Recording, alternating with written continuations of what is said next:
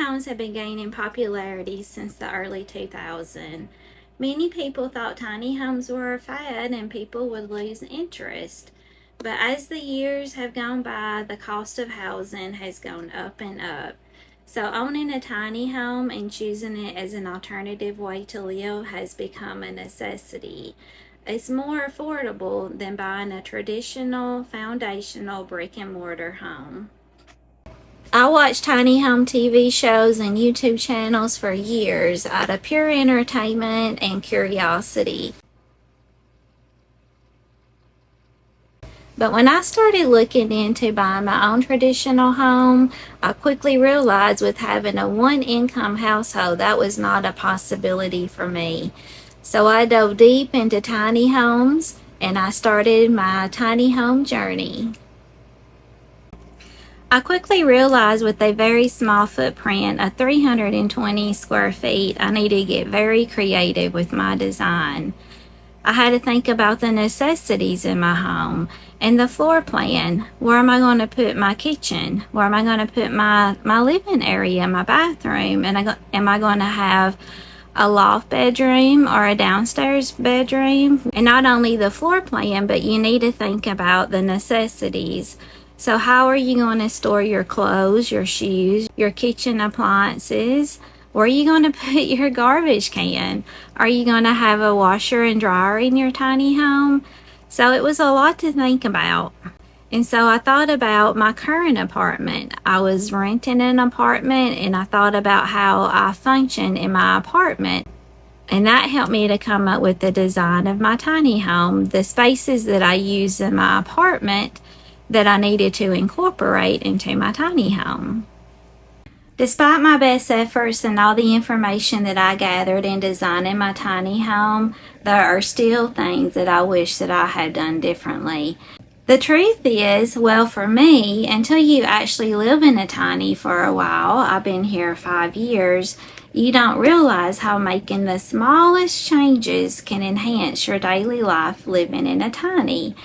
And so today I'm going to share with you some of the things that I wish that I had done differently in designing my tiny home, and hopefully it will help you if you're designing your tiny home or thinking about going tiny, that you can incorporate some of these ideas in your design. One of the first things that I would change about my tiny is having a regular size front door. Now I did ask my builders to put in a regular size door, but when the tiny home arrived, it was a tiny home door. So it was too late to change that design after receiving the home. And a couple of years after getting the home, I got a glass screen door. And because it was a tiny home door, it ended up costing $200 more because they had to specially make the door. So that is something to think about, is the size door that you're going to put in your tiny home. And the reason that I wanted to go with the standard size door is because thinking about getting furniture in and out of the home, you never know what the future holds, what you're going to have to haul in your home and out of your home. And I did have to replace my washer dryer combo because the one that came with the home, it could put on me. So I had to get another one. And it was a little bit difficult to get the washer dryer combo in and out of the home because of the size of the door. The second thing I would change about my tiny home is the size of my windows.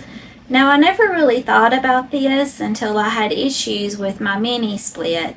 So when we were having an extreme heat wave, my mini split, I talked about this in previous videos, the line gets stopped up sometimes and water was just pouring out, and this is before I learned how to fix it myself. So I call up the heating and air people, and they can't come out for a couple of days because they're slammed by all these people having air conditioner issues, so they had to fit me into their busy schedule. And so I looked into getting like a window air conditioner. It was during a very extreme heat wave. Just to have that alternative of having an extra cold air supply. And so I got on Google and was looking for the smallest window air conditioner that I could find, and there weren't any that would fit in my tiny windows. And so I didn't think about my window size until that happened to me. And so that is something to think about. And so the opening of my window, like the height of it, it only goes up to, when you raise up the window, it only goes up to 8.5 inches, and it's like 14.5 inches wide to be able to put in like a window air conditioner. Or the smallest window air conditioner that I found is much larger than that. So the smallest window air conditioner that I found is like 12.5 by 16.5. So that would never work. So the only other alternative to having that secondary air conditioner source is to get a portable air conditioner. The third thing I would change is the placement of my mini split air compressor. Currently, it's right outside my bedroom window. In the wintertime, I don't have any issues, but in the summertime, it is a lot louder and it wakes me up from my sleep.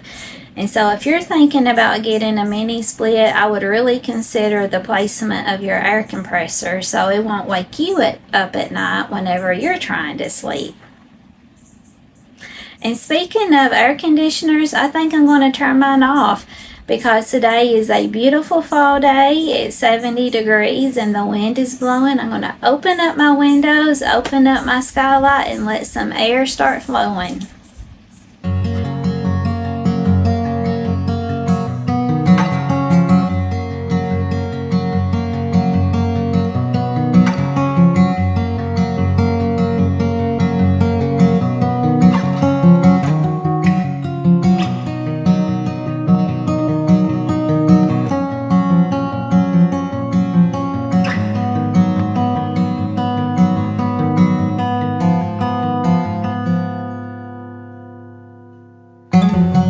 The fourth thing that I would change about my tiny home is the kitchen cabinets. Now, they are really deep and I do have a lot of space in my kitchen cabinets, but it's very hard to get to some of the items. It's like playing Tetris. So you need to get a pan, and it's in the back of your cabinet, and you have to pull everything out to get to the item that you're looking for. So what I would change is in the cabinets, I would have like the pull-out drawers. That way it's easy to get to every item that you have, and you don't have to pull everything out to get to something that's way in the back of the cabinet. So that is the fourth thing that I would change. And the fifth thing that I would change is I would incorporate toe kicks in the kitchen. You're in a tiny home, so you're limited on space and you're limited on storage.